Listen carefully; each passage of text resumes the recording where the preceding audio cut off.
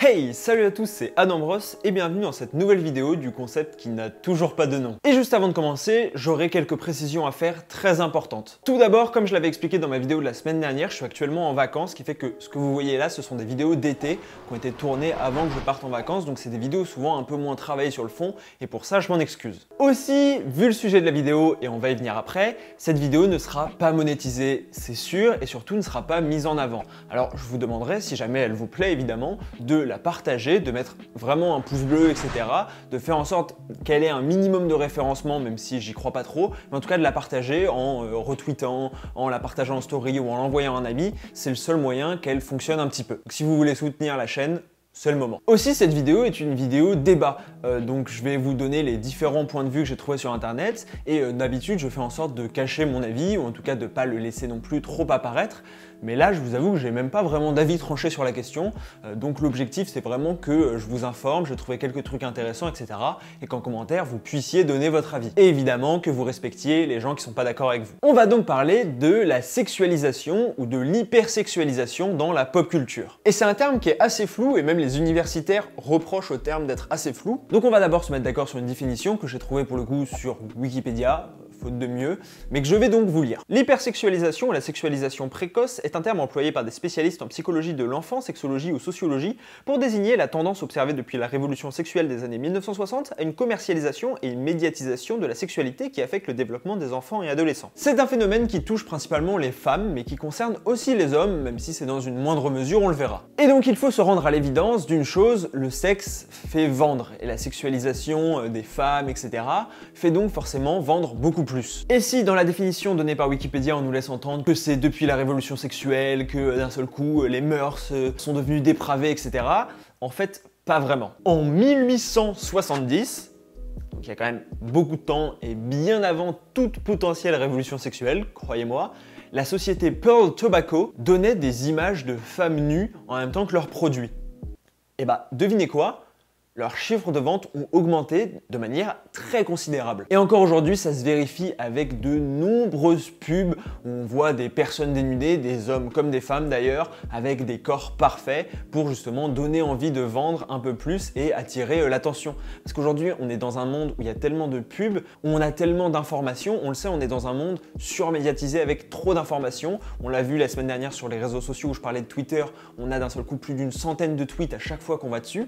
Et bah forcément, pour capter notre attention, les marques vont donc utiliser tous les moyens possibles. Et la sexualisation en est un, qui fonctionne très bien. Mais ça touche pas que les marques, on le verra, ça touche l'art, mais ça touche aussi les influenceurs, qui parfois se servent de photos un peu dénudées pour faire des placements de produits qui n'ont rien à voir. Et surtout, on remarque que les photos qu'ils font un peu dénudées ont beaucoup plus d'interactions, de likes, de commentaires, de partages, que les photos sont toutes classiques. Ce qui les pousse à mettre leur corps en avant, à retoucher leur corps pour qu'il ait l'air parfait et qu'il ait encore plus de likes, etc.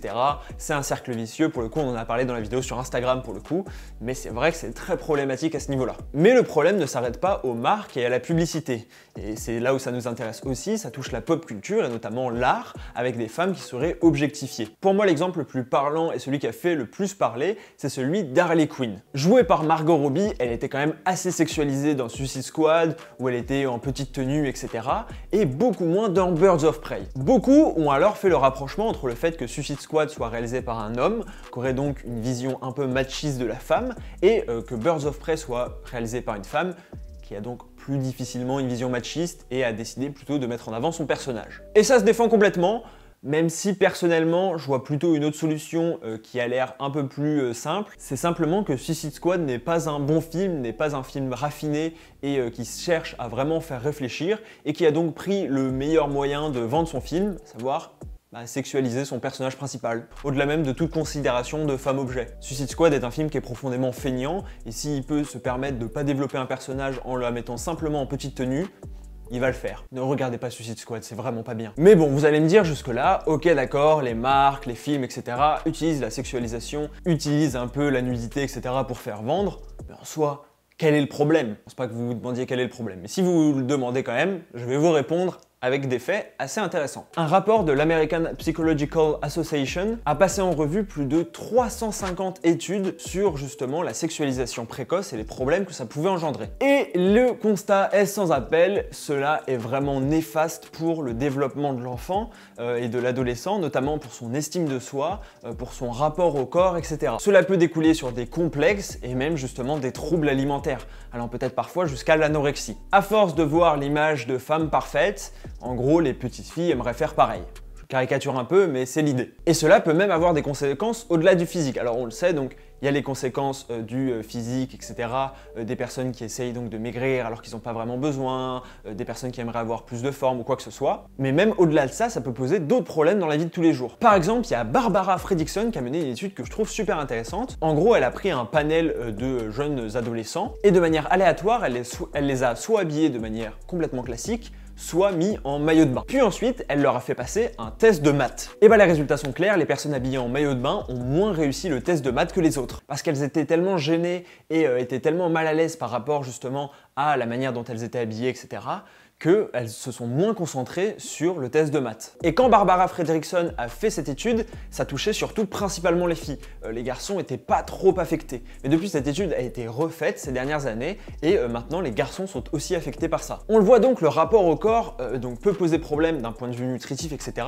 mais aussi d'un point de vue psychologique et d'un point de vue d'engagement dans ces études, etc.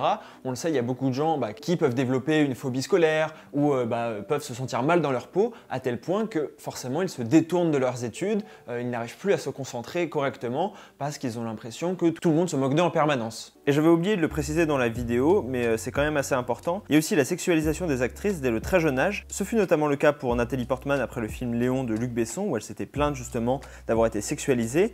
Ce fut aussi un peu le cas pour Millie Bobby Brown, qui a été pas mal sexualisée après avoir tourné dans Stranger Things. Et c'est d'ailleurs pour cette raison que Billie Eilish affirme porter toujours des vêtements assez larges pour éviter d'être sexualisée, puisque c'est aussi une star assez jeune. Donc voilà, c'est bien la preuve que la sexualisation prend une place assez malsaine, notamment pour ce qui est des jeunes acteurs, des jeunes actrices et même des jeunes personnes connues. Mais alors, comment se fait-il qu'on continue à sexualiser les personnes et comment se fait-il que ça ait toujours cette place dans la culture populaire? Eh bien, comme je l'ai dit, c'est parce que ça vend et même si on a conscience des conséquences néfastes, c'est quasiment impossible et c'est quasiment intrinsèque à l'humain d'avoir le réflexe d'être plus attiré par justement quelque chose qui est un peu sexualisé. Michael Platt, qui est un professeur en neurosciences, a fait une expérience avec des singes où il leur a montré des photos complètement normales et d'autres photos où il y avait des singes un peu plus sexualisés, etc.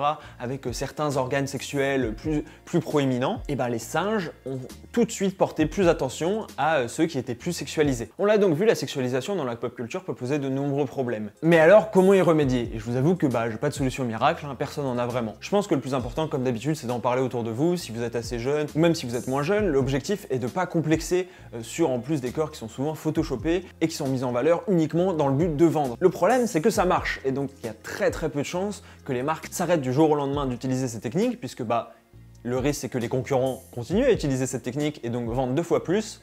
Donc on est dans un cercle vicieux où en fait ça va être compliqué de s'en sortir. Mais dites-moi vous ce que vous en pensez. Est-ce que vous pensez que la sexualisation a aujourd'hui une place trop importante dans la pop culture? Est-ce que vous pensez que non, c'est une bonne chose que les corps soient mis en avant et soient un peu devenus normaux, etc. et soient banalisés? J'espère que cette petite vidéo vous a plu. L'objectif était de vous parler surtout des 2 petites expériences que je trouvais intéressantes. On se retrouve la semaine prochaine, dimanche 15 h pour une nouvelle vidéo. N'hésitez pas à me suivre sur les réseaux sociaux et à lâcher votre meilleur pouce bleu, ça m'aiderait énormément. C'était Adam Bros, merci à tous. Ciao!